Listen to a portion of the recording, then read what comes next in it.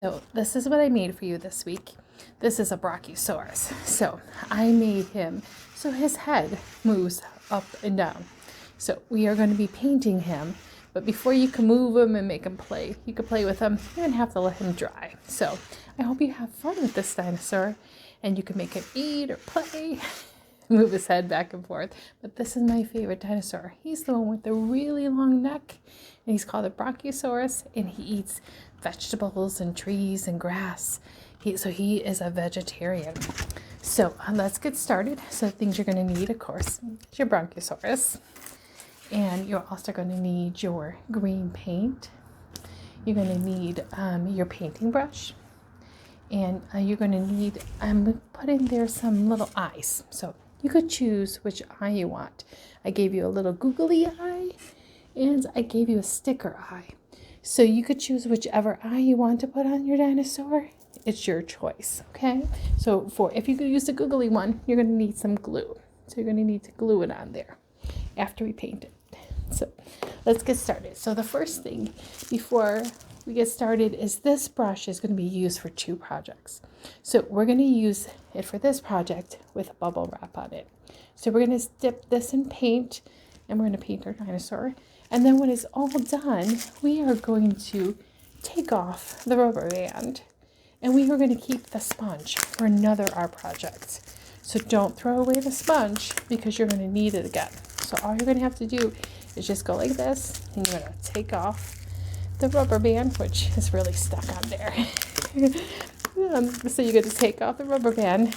I would kind of wipe it off with maybe a paper towel first or let it dry. And then there's going to be a sponge underneath. So each class got a different size sponge. So we're going to use this for a different art project. So remember, you could throw this away if you want to or recycle it. And make sure you keep the sponge for the next art project. So let's put that to the side.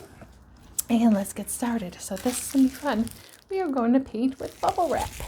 So all you're going to do is open up your paint.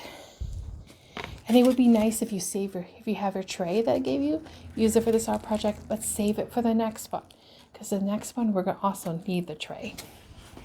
So the next thing is make sure that your mom or whoever's helping you puts down something on the table to protect the table when you're painting. So you could be a placemat or maybe a tablecloth, or I did 2 pieces of paper on the table just so that I'm not getting my table all paint, because we are going to be painting the whole thing. So all you're going to do is just dip your paint brush in the paint with the bubble wrap, and they're just going to paint it. So you're just going to hold it down, and you're just going to dab it just like that. So what's happening with the bubble wrap when you're using the green paint is it's kind of making it look like it's scaly. So dinosaurs kind of have like really scaly skin. So this kind of makes it look like it's like a scaly. So you can put as little as much as paint as you want. I'm just going to keep dabbing it because I'm going to make him really, really green. So far, I did his head so far. So there he is. There's the dinosaur. So your head does move. So you know what you're going to have to do is move the head like that. So then you could finish painting it. So if you take your stick, or maybe someone can help you, move it down and then finish painting it. And then you're going to need to let it dry like that. And then you can move it back just so that you paint the whole thing. So when you move his head back and forth, he's all color green. And you don't even have to make it green. So if you have other paint at home that you want to use instead of green, you could do that. So, some of the kids love blue. So if you want to make it blue dinosaur, you could make it any color dinosaur you want to. Or if you want to make it pink or any other color. I'm making it green because I like Brachiosauruses. And I think they were green. They look all like green, so I'm going to keep painting it. So you're just going to dot it all over. This is kind of fun because the bubble wrap kind of just like bounces off of the paper. So you're just going to keep dotting it. Once again, this is always good for our finger muscles. So we're dipping our paint, And you're going to have tons of paint left over. I see that I gave you a lot of paint and you're not going to need all of this. So if you want to maybe paint your own dinosaur, or like maybe cut out a piece of paper and make your own dinosaur and paint it and use the paint for something else, you can. This paint is pretty, has a really pretty green color. So if I'm still painting it, I'm going to hold it up and show you why I've still got a section to hold. So you're just going to keep painting it. There's my dinosaur. He's getting all flimsy because he's all paint. So you're going to need to let this dry for a little bit, maybe overnight, before you're able to pick it up and play with it. Because you don't want to get paint all over the place or your fingers. So just keep dabbing it. It's making a funny noise. So you're going to keep dabbing. So I'm so excited this week to talk about plant eaters. So I'm curious of how many dinosaurs were plant eaters and what kind of plants they ate. I know they said we ate trees and grass, and I wonder what other kind of plants they ate. Maybe berries? I'm thinking of what kind of plants were around 1 million years ago. That is a long time. So I'm almost done. So once I get this all painted, I'm just going to save the little tail so I can hold it up and show you.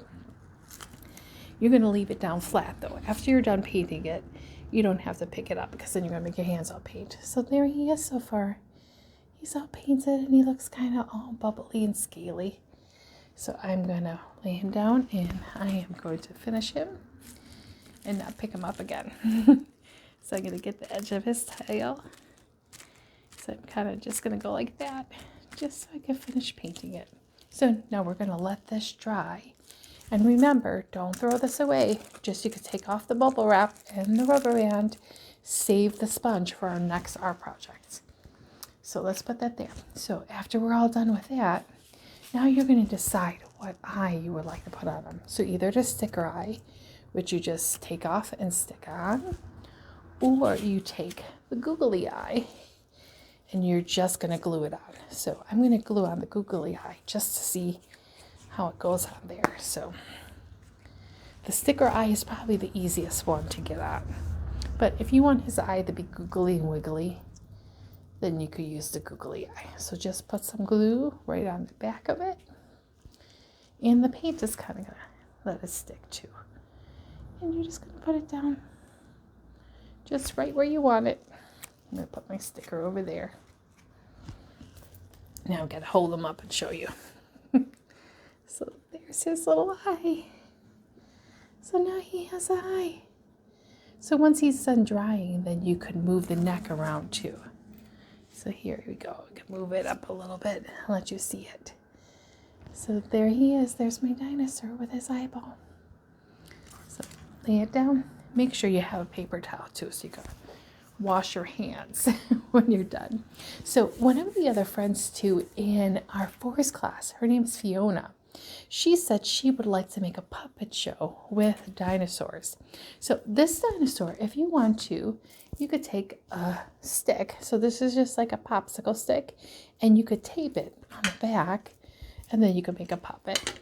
Or you could cut out like a little piece of paper and make it look like a dinosaur like this.